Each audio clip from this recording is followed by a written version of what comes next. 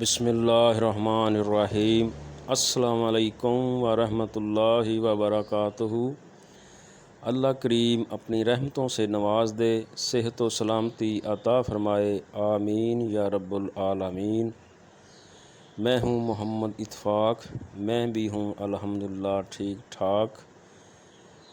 آج اس ویڈیو کا آغاز اللہ تعالیٰ کے بابرکت نام سے کرتے ہیں۔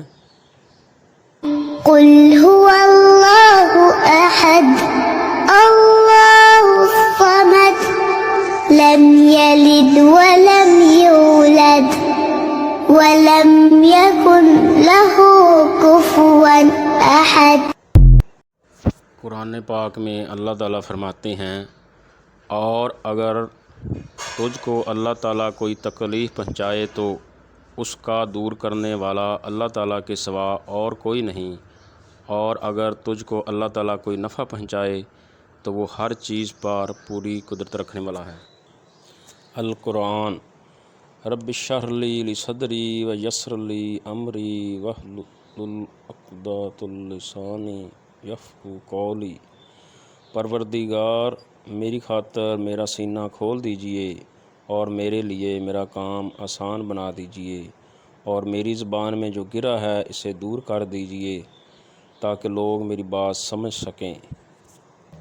قرآن پاک میں اللہ تعالیٰ کا فرمان ہے، اے ہمارے رب، ہمیں ہدایت دینے کے بعد ہمارے دل ٹیڑھے نہ کر دے، اور ہم نے اپنے پاس سے رحمت عطا فرما، یقیناً تو ہی بہت عطا کرنے والا ہے۔ القرآن۔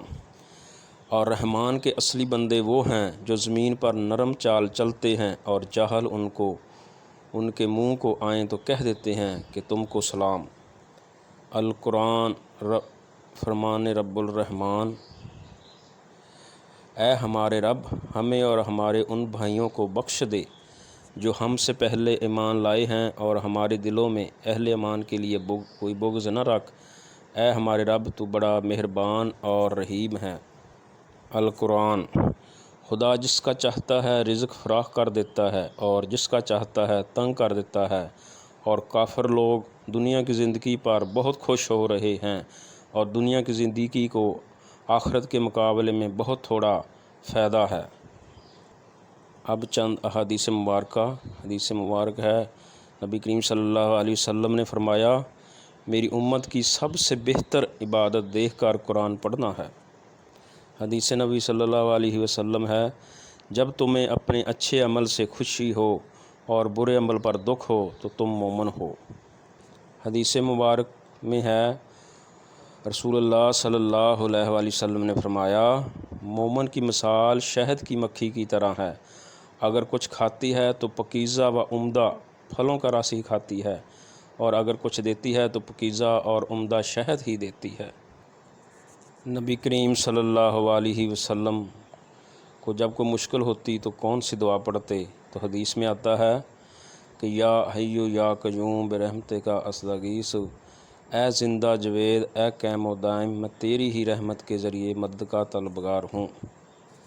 حدیث مبارک ہے، رسول اللہ صلی اللہ علیہ وآلہ وسلم نے فرمایا، بے شک روز قیامت اللہ سبحانہ تعالیٰ ارشاد فرمائیں گے، ایک دوسرے سے محبت کرنے والے کہاں ہیں؟ میری جلال کی قسم، آج کے دن جب کہ میرے عرش کے سائے کے علاوہ اور کوئی سایہ نہیں، میں انہیں اپنے عرش کے سائے میں جگہ دوں گا۔